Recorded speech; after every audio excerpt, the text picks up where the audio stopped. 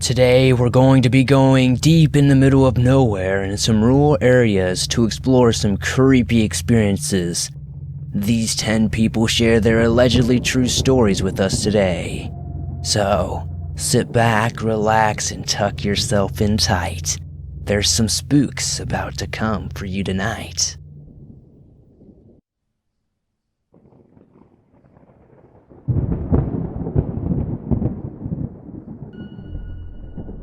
My husband and I are amateur mushroom hunters. 3 seasons out of the year, we spend weekends in the forest, along nature trails and rivers looking for edible and interesting wild mushrooms to harvest. Springtime brings the most exciting hunt, which is for the highly coveted morels. We know a special stretch of shoreline along a river that has a few dozen morels each year.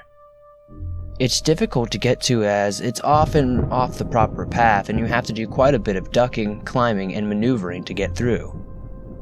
One day, 2 years ago, we were doing just that, making our way slowly and searching carefully for the mushrooms hiding in plain sight. We were so preoccupied with our task that we didn't know how long we were being watched or followed, but at one point, we saw a man ahead of us, looking at us and not saying anything or moving, almost like he was waiting to be noticed. My husband saw him first and turned to shoot me a look, because we never encountered anyone in that spot before. It was beside a small and fairly busy park, but people didn't stray away from the paved paths as much. There was a weird energy about the man. The best thing I can describe him was vaguely menacing. We were near the end, where he wanted to look.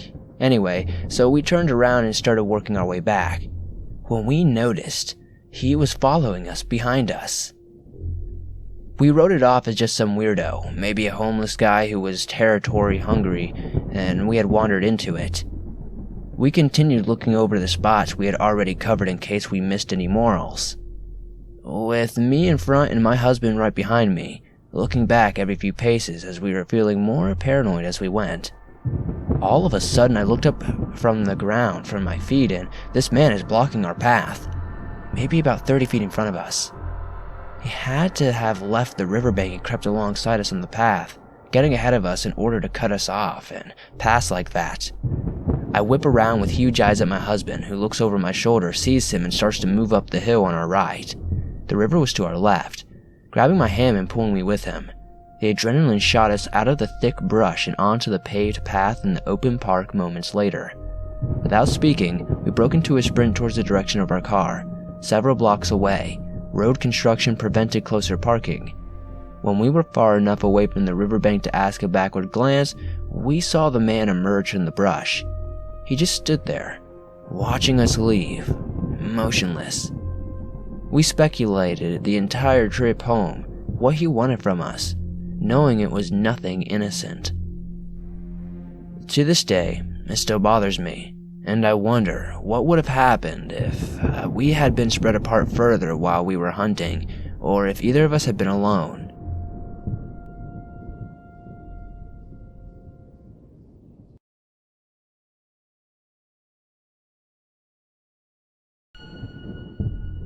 A few nights back, I was staying with my girlfriend and her family for 2 nights. She wanted me to spend time to get to know her father and brother. Her family has a decent-sized home in the country, with about 5 acres of land that back up to the woods. We were only about 34 or 40 minutes away from the city, but it felt like we were deep in the sticks. I brought up how I was sure the area hadn't changed much since colonists first settled the land. Her father told me that a mile or 2 down the road, there is a site of an old Confederate camp, and not that far from a site of a large battle. I have always enjoyed American history, so I was interested in hearing more about the site. He continued to say that there was supposedly a makeshift hospital on the property and that the house was built on top of an old Civil War trail. Let me preface this by saying that I am on the fence about the existence of ghosts, but something happened that I really couldn't explain. After dinner and a few drinks, her mother set me up in the guest room. It was getting late and I wanted to get some rest. I got into the bed and instantly noticed how quiet the area was. I grew up around a city all my life, so not hearing much noise kinda creeped me out. It was a bit peaceful, yet totally unnerving. I tried to ignore it and pass out. For some reason, I woke up around 3:30. I'm not sure if it was from sleeping in a new place or what, but I felt the need to leave my room. It felt as though something wanted me out of there. I ignored the urge to leave and went back to sleep. About 20 minutes later, something that sounded like footsteps woke me up. I figured it was just my girlfriend's father, but it kinda sounded like more than one person. I thought there was a chance the house was getting broken into, but I didn't want to make any noise or an ass out of myself and cause a scene. So I grabbed a screwdriver that was on the desk. It was the only thing that I could find, and snuck out of the room. All the lights were off, so I knew it wasn't one of her family members. I kept following the sounds, and it really sounded like multiple people walking around. I got to the kitchen and noticed that the sounds were coming from just under the floor. I noped out of there quickly and went back to my girlfriend's room. I went to sleep with her, and about 6 a.m. she woke me up so I could go back to my bed before her parents woke up. On my way back to the sun, it still hadn't come out, but I wanted to look out the window. My window faced the woods, and I could have sworn I saw someone marching into the woods. It was very brief, and it looked a bit like a gray mist.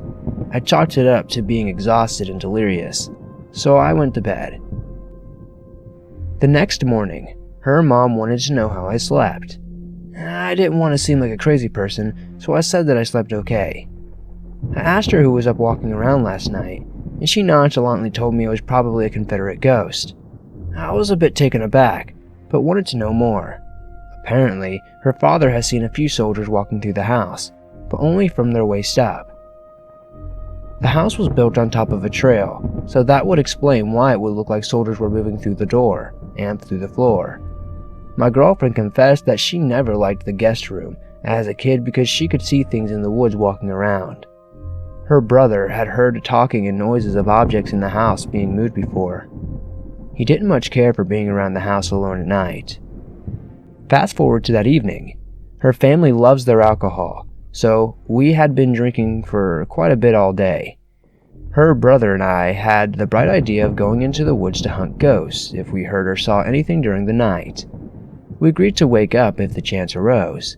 Everyone went to bed, and sure enough, around 4 a.m., something woke me up, and again, I opened the window just a bit and sat and listened. I could have sworn I heard a voice asking me something, but I couldn't make it out. When I got dressed, I walked over to her brother's room, only to find that he too was awake and dressed.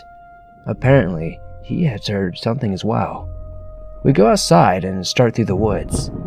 For some reason, the air smelled like a campfire, but we couldn't figure out where it was coming from. We followed it as it got a bit stronger, then all of a sudden, it disappeared.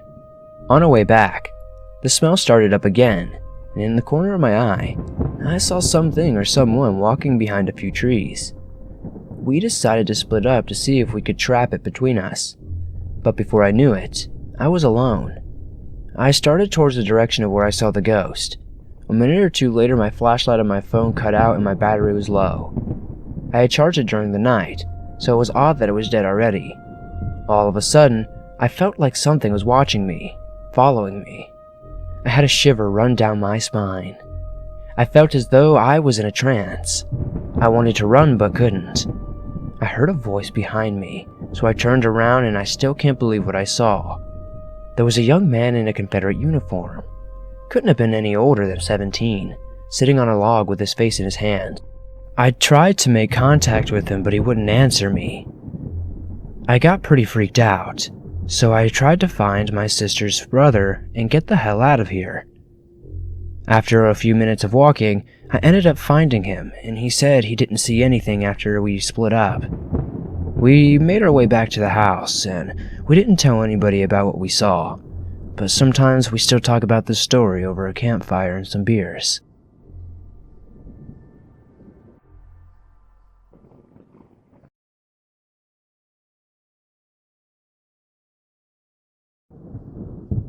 When I was in school, every year the 6th graders went on a week camping trip to the coast. It's called 6th grade camp, and it was really fun. That year, my class went down to Mendocino to stay the week in the woods next to the coast. Everybody got split up into groups of 3 to share a cabin. So my 2 friends Emma and Lauren and I set up in a cabin named Cabin Number 1. Everything was great. The cabin was small, but was well kept for the most part. We had a rule that when one of us had to use the restroom, we would have to wake up another person to go with us, a bathroom buddy, because the woods are creepy at night and the bathroom was quite a hike up this hill. So one night, I was woken up to the sound of footsteps walking back and forth from the cabin, where my bed was situated. They just kept going back and forth really loudly, so I thought it was one of the girls who needed to use the bathroom, but was debating whether or not she wanted to wake one of us up. I listened for a bit, confused and waiting for her to speak up and ask if one of us can go to the bathroom with her. But it was silence, just footsteps back and forth.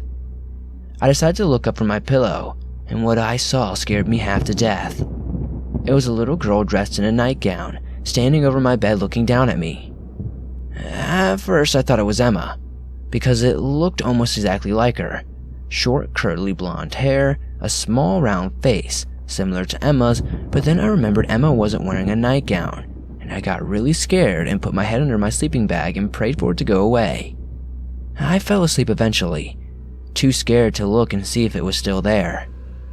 The next day I asked Emma if she had gotten up last night at all, and she gave me a really confused look and said no. That day I found a really old family photo stuffed in the rafters of the ceiling. In there was a little girl with blonde curly hair. I don't know if she died here in the camp or if it was even a ghost at all or a demon pretending to be a little girl. Either way, it scared the absolute crap out of me that night.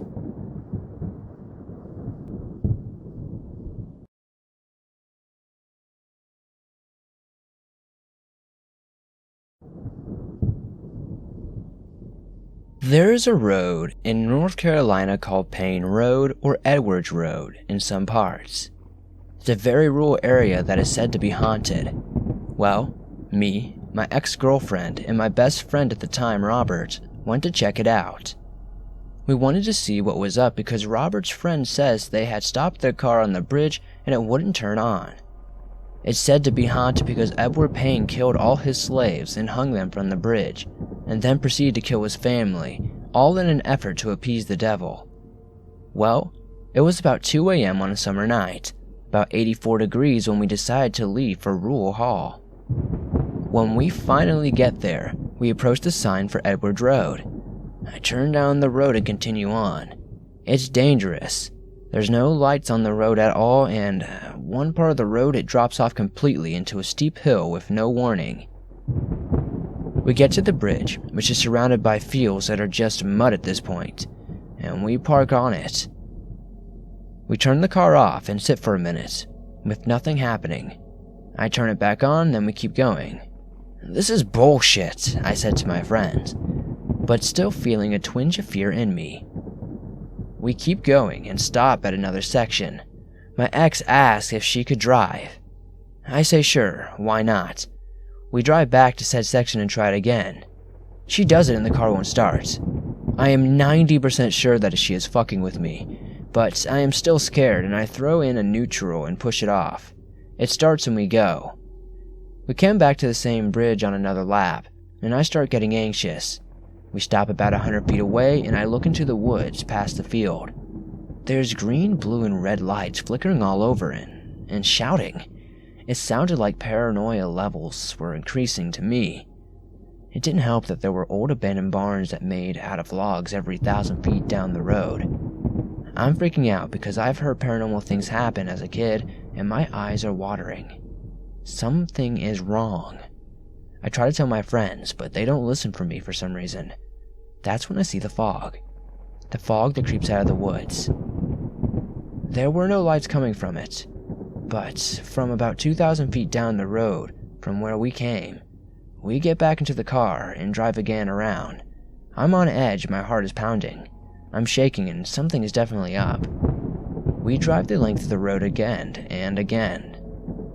We wind up at the bridge. This time, we're about 20 feet away from this concrete bridge going over the creek, and here comes the fog again. It comes creeping out of the woods, all around the other side of the bridge, and forms a wall that is not able to be seen through. I'm freaking out still. This part, a circle forms. In the middle of the bridge, a perfect circle about 3 feet wide, and my ex walks towards it. She walks towards it with me, and I'm shaking. I know it's real now. I can't speak through him, I'm so afraid. My friend Robert says that we should stop walking, but she won't stop, so he begins to walk after her. I'm following them, trying to get them to stop, but I literally cannot speak, and my heart is pounding so hard in my chest that I'm screaming in my head while I look at them, "Please stop!" Robert finally comes to a halt and says maybe this isn't a good idea. All I can do is nod, with my mouth wide open. We get in the car, my ex is still driving, and go back the way we came. We're driving along, and I start to feel better leaving the place. My ex grabs her phone, and it starts freaking out, ringing, making noises. Now, I don't know if she's doing this, but she stops in the middle of the road on the hillside. What's wrong with my phone? What's going on? I feel like we're being watched, and look behind us, and we see that something is blocking out the light. I yell, "Drive!" "But my phone," she screamed. "Fucking drive!" She guns it, and we go home. We drop her off, and I'm still on edge, of course. Not as bad, but really jumpy. Me and Robert are in the driveway at this point, at my house, near the basement door, which is the room that he stays in, where we would hang out. We're just sitting there, kind of dumbfounded. "I want to go check the back of my car," I said to Robert, who nods. I grab the small flashlight that I keep in my console and head to the back with him. There's no scratch mark, but right next to where the light was blocked out, it was extremely chilly.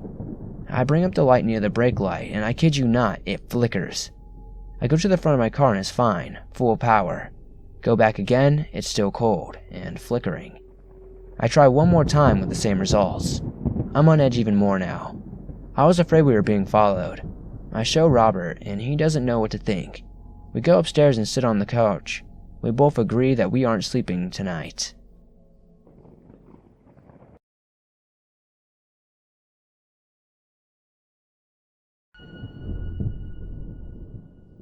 This happened about a year ago. I had just gotten off work at about 2 in the morning after a 12-hour shift. One of the headlights was broken on my car. The red headlight on my car was always going out. I think it might have been a fuse problem or something.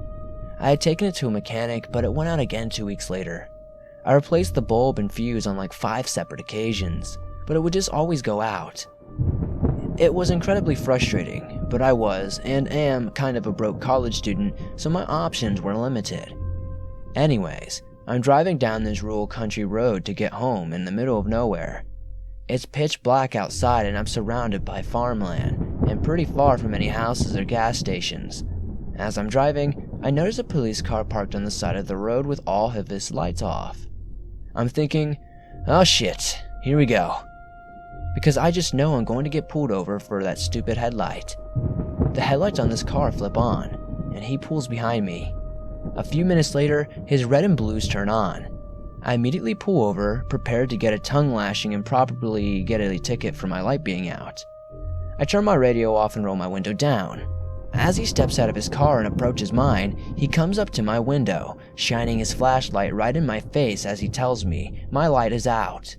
Squinting through the bright light, I apologize and say that I am getting it fixed as soon as possible. He shines his light around the inside of my car, probably looking for drugs or weapons or whatever. He looks to be in his late 20s or early 30s, really muscular with light blonde hair and maybe 6 feet tall, wearing a uniform whose sleeves strain against his biceps. He is good looking in a typical, I work out a lot and use a ton of hair gel kind of way. "License and registration?" he asks. I nervously fumbled through my glove box and pulled out the required documents, handing them to him. He goes back to his car and gets in for about 5 minutes, and as I'm praying he doesn't give me a ticket, the glaring spotlight turns off. But his red and blue lights are still on. When he comes back up to the window, he gives me my papers and tells me to get my light fixed ASAP, and I promise I will. Then he squats down and rests his head on his arms on my window and asks me what I'm doing tonight.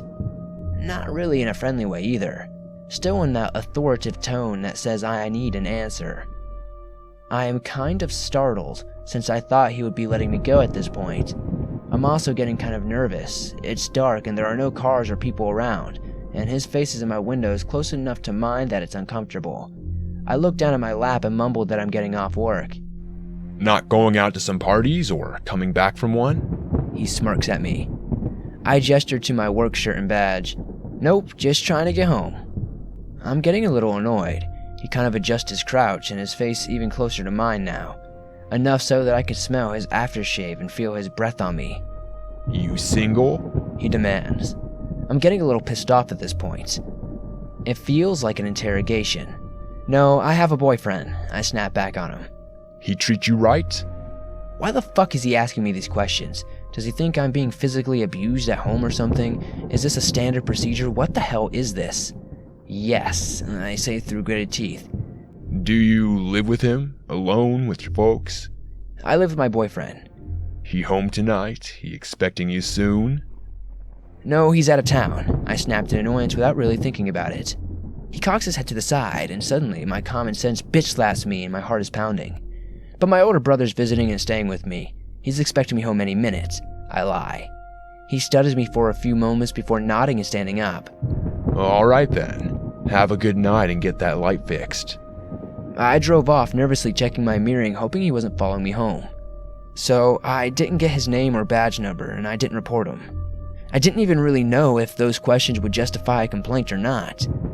Interestingly enough, though, I was talking to one of my coworkers about a week later after this happened, and he said he had a very similar experience with a shady guy a few months prior. We compared physical descriptions, and we think it's the same officer. It's probably been too long since anything can be done about it, but that's the story. Whenever I drive on that rural road at night now, I'm always a little nervous that I'm going to be pulled over by the same cop.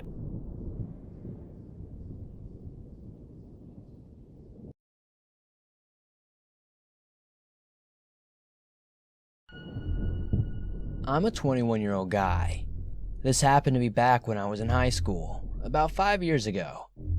It was my senior year. Classes were winding down and teachers were finding less to talk about as we were so excited to get out of there. This one teacher I had was super quirky, kind of weird but cool to me, and he always had interesting experiences to share. He and my group of friends in the class became acquainted, among the other students who wouldn't listen to him when he attempted to speak about his past shenanigans. One day, we brought up this oasis, as he called it, a place in the woods he would visit when he was young. It was a clearing, deep within the trees, complete with dunes and a small beach, not too far from where we were going to school. We, of course, didn't believe him, so he showed us on Google Maps.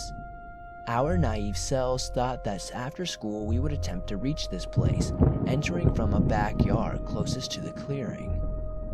We should have known that the 40-something years later, the layout of the place would have changed. Come to the end of the day, I gather up the three of my closest friends. We all agree on the plan of using Google Maps as our GPS. After convincing one of our moms to drop us off with the lie of hanging out at a friend's place, we made our way to the edge of the forest. God, I wish we called it quits then. We started out alright, I guess, making our way closer by climbing through hordes of bushes and weeds. It was probably the most run-down, gross, dumped-on parts of the forest with broken car parts and trash everywhere. Eventually, as we got closer to the supposed clearing, we hear a dog viciously barking in the distance. My alarm's gone off. What was a dog doing in the middle of the damn woods? It was fairly residential, so no hunting, but also no trails or any reason to be out here. My friends were a mix of angry at me for suggesting this and extremely anxious about how we were going to get through it. At this point, we just wanted to make sure that we didn't get into any shady or shitty situations. We just wanted to make it to the sandy beach part of the woods, which seemed so close judging by our distance on the maps. The closer we got, the louder the barking became. At this point, we weren't saying much to each other as I led. We were literally up Schitt's Creek with nowhere to go. The barking seemed like it was coming from everywhere. I could see a dirt clearing ahead, so I just told everyone to make a break for it. At least in the open we could see what was coming at us. This was not the clearing we were hoping for, and one I could not find on the map when I tried to look for it later. Off in the distance was a medium-sized makeshift building. It appeared to be made of plywood, painted gray and black. Above the door hung a giant animal skull with horns. I felt the pit in my stomach because I immediately knew this was the source of the barking, being as it was at its loudest. After managing to snap a picture, I stood there frozen, unsure of what to do next. I came back to my senses when I hear a deep and angry voice shout, "Hey, what the hell are you doing?" from somewhere close by the building. I'd officially had enough of the situation. I'd gotten all my friends in this mess, so I felt responsible for their safety. I told everybody we're just gonna have to bite the bullet and run blind through the woods. It could have been my mind playing tricks on me, but I swear it felt like the dog was chasing us. Almost like somebody let it loose. After kicking through so much dense wilderness and trees, we were so scraped up and bloody by the time we got far enough away that we felt safe. We huddled together practically crying. I called my mother and told her what mess we were in. I gave her the street closest to the side of the woods that we were on, and she gladly came and picked us up. She said when she saw us on the side of the road, it looked like we had been through hell and back. After that day, we barely spoke about it. We didn't even tell the teacher who gave us the smart idea in the first place.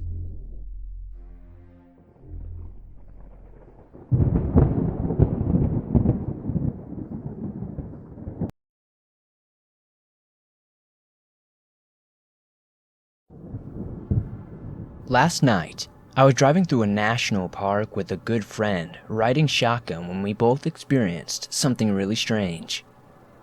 It was about 2 a.m. We were alone on a stretch of road in the bushland about an hour from civilization, just gossiping and singing loudly to tunes. All of a sudden, we both see a moving light in the sky. Wait up a second, because we both knew it was most likely a satellite. We joke about how it's a UFO and we were about to be abducted. As we were laughing about it, I suddenly hear a very loud crackle, almost like radio static in my peripheral. I see a rectangular white light in my window that hovers and then moves upwards out of sight. I didn't even miss a beat. I just kept talking without thinking twice.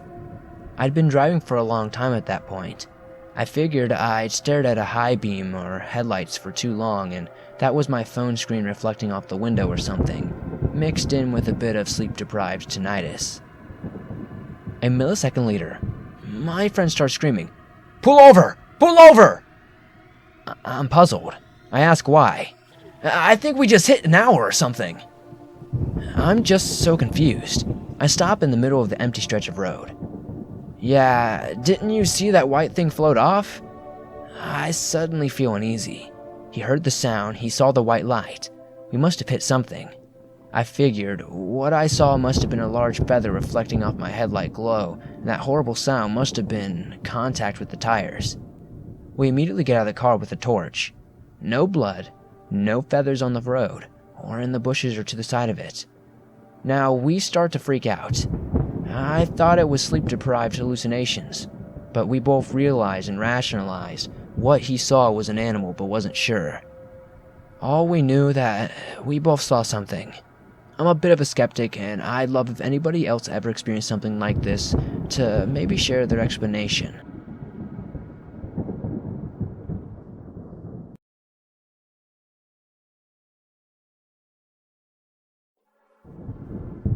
In my town, there's a stretch of road down a valley along a river.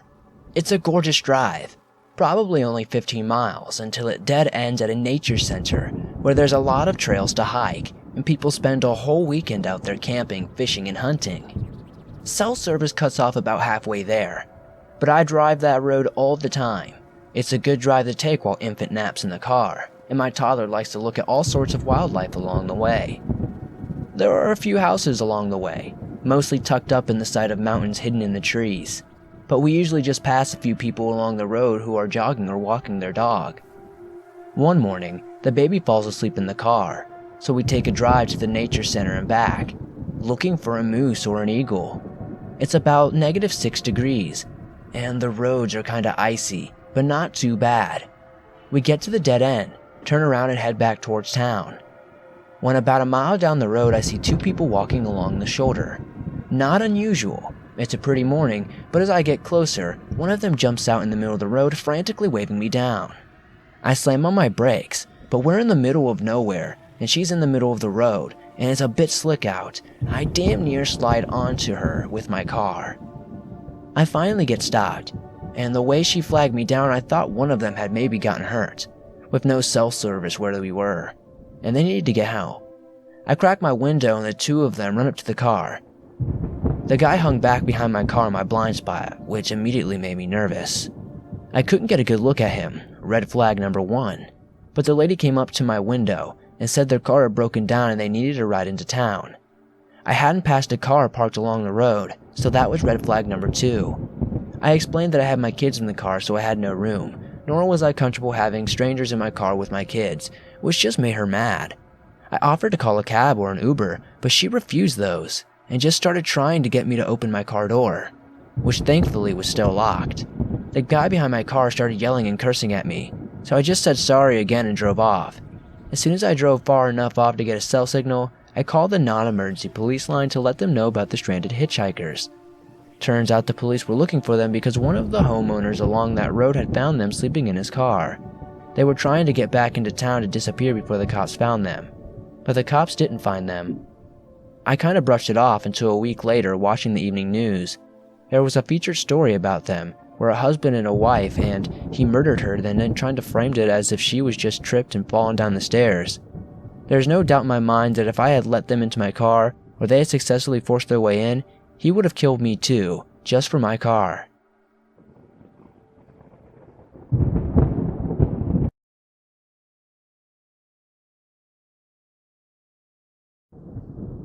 This happened around 7 years ago. Till this day, I am left unsettled by it. I was around 21 and working as a pastry chef at a restaurant in major Tennessee city. At the time, I was just out of college and making pocket change, so I was commuting an hour and a half each way from my parents' home until I could afford to move to the city. I regularly worked until close, which meant I also stayed to clean the kitchen. Generally, I didn't leave the restaurant until well after midnight. It should be mentioned, I'm female, about 5'4" and 120 pounds. Working late nights in a major city generally left me on high alert to begin with, walking to my car with my keys between my fingers, etc. On this night, I made it to my car safely and set towards home. Tennessee is not a heavily developed state outside of Nashville, Memphis, Knoxville, and Chattanooga. There are many rural places. I was about a half hour from my parents' home when I realized I was desperately low on gas. Exits on I-40 can be pretty far apart, and I was hoping to make it to a well-lit suburban area that I generally stopped at for cheap gas. Judging from my gas gauge, that wasn't going to happen. I resigned myself to pull off at a secluded exit with a singular poorly kept mobile station. There was absolutely no one around, it was poorly lit, and at this point it was simply praying that the pumps were still running as it looked like the building itself was closed. As I pulled into the gas station, I noted there were no cars, not even a yard car. It was definitely quiet as I finished for my debit card. When I glanced up again at the white pickup truck was now very slowly driving around to where I was. No headlights, and slowly, I barely heard it coming. As I saw it pull forward, I remembered there were pumps on both sides of the building, and the exit was on the side the truck was coming from. It was too dark to see the driver, and immediately alarm bells were off. There was no reason for them to be coming to my side. I decided I would rather risk my car stalling on the side of the road and intersect than to take my chances. I slammed my Jeep into reverse and sped out of the gas station, miraculously making it to my preferred pit stop with my car running on fumes. 7 years later, I can't help but think I avoided something terrible.